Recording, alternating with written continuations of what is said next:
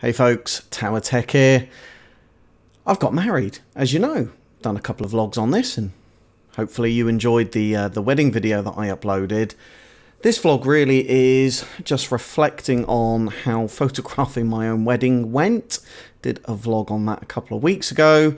A number of you expressed some views on that. Thank you for those. We should start with a headline summary that the wedding went fantastically well. Truly, you couldn't have wished for a better day. We did it in November, well, very late November, so it's a winter wedding. And we actually had sunshine. Now, I live in the UK, and we don't even hope for sunshine in the summer. It's a very rare luxury. It's kind of murky, muggy grey most of the time. And kind of part of the rationale of doing the wedding in winter was we wouldn't be disappointed if the weather wasn't great, because we kind of be expecting it. And that's really worked out fantastically well for us, because the weather was truly gorgeous. Actually had great ocean views. You could see out across to Wales, which was on the other side of the estuary that the hotel was on. Really fantastic, much more than we could have hoped for. And given that we actually did a lot of the organisation ourselves, clearly including the videography, the photography, but also did the flowers, the decor in the room itself, quite a lot of the coordination. I mean, the hotel were fantastic. I think they may have actually got a little frustrated with the fact that I'm a bit of a control freak and was doing it myself at a couple of points. But yeah, getting up early and really just cracking on, getting everything set up, particularly from a photography and a videography perspective, I think was the key to making it a success. I did an awful lot of B-roll video first thing in the morning, including getting my Phantom 4 drone up. So that was giving us some nice landscape perspectives of the hotel that we were in. We were very politely asked by the receptionist to make sure that we didn't fly past the guest windows, because interestingly they had an incident a couple of weeks before where a poor unwitting guest had snapped their curtains open first thing in the morning, and there was a drone hovering there, presumably with a camera mounted on it. So yeah, one would hope that guest was fully dressed, but given that all the hotel rooms overlook the sea, then it's not necessarily certain that they were. So we avoided going around that particular side and did all of the shots from the front of the hotel. But I have to say the hotel were fantastically accommodating. It wasn't a problem in the slightest for us to do that.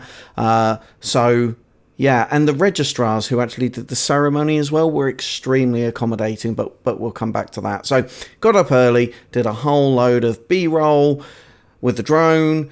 Also did some B-roll inside where the actual ceremony itself was going to be. So, did some B-roll of the cake, of the flowers, and just took as much of the workload away from the actual moments when I was actually going to be getting married and actually be doing meets and greets, etc., stuff like that. So I think that was almost certainly the key to sort of alleviating that pressure and making that process okay. And you be the judge. I uploaded the video, I think 5 or 6 days ago. There were some of the photographs in there, not all. I may put some of those up on Twitter at some point. So if you're not following me on Twitter, link is down in the description. Make sure that you do. And also having a willing volunteer on hand. So when we were doing some of the group photography, some of that was okay. I could just set up a timer and I could quickly dot in. Timer's really easy to set up on the A6500. It's much easier than the Canon 70D that I had before it. And I'm pretty sure it's got an intervalometer built in, but we didn't get a chance to use that, unfortunately. So timer definitely helped, but having a willing volunteer just stood nearby who you can just you can frame the shot, you can properly expose it, you can do whatever you want to do with the depth of field and then just get your willing volunteer to just quickly snap the shot if you're in it. Clearly the shots that I wasn't in, then that was relatively straightforward. Having a lightweight tripod as well that's made of carbon fibre made the job a damn sight easier, and had a nice video fluid head. I have to say, I like a fluid head for photography as well as videography. It's much smoother and much more straightforward to get those shots set up, I find, than a kind of ball mount, which I find a little bit cumbersome. It's nice with the fluid head. You can get much more precision control rather than that horrible sort of flip-floppy thing that you get with a ball head mount. And then in the evening, we just passed the camera around. I snapped some shots, my beloved snapped some shots.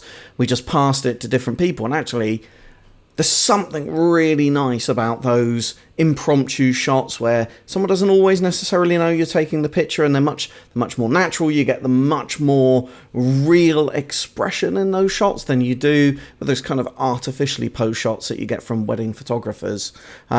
It's fair to say that not all of the shots were properly exposed, and some of them, clearly someone had accidentally moved the shutter rate, because some of them were just blurred to hell, and someone at some point was taking some very inappropriate shots of people's crutches, and they were male crutches, so I wonder who that could be, Louise.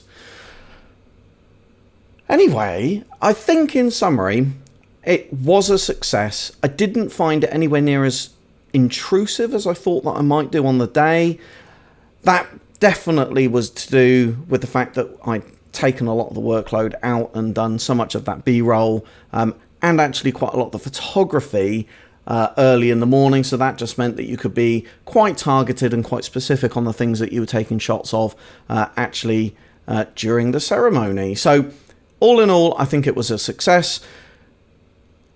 Clearly there is a component of me really wanting to have creative control over this process, and I am a complete control freak, and I definitely feel like I got that. So would I do it again? Well, hopefully I'm not going to get married again. I'm almost certainly not going to get married again. But should I get married again, I would be willing to do it again. And, you know, if you own a camera and it's something that you're passionate about, and you know someone that's getting married, be a champ and step up and volunteer to take some snaps. It will save them an absolute small fortune. There we go, guys. Quick vlog, returning to normal programming later on in the week. So make sure you're subscribed. Please like and share this video, and I hope you're really well wherever in the world you are.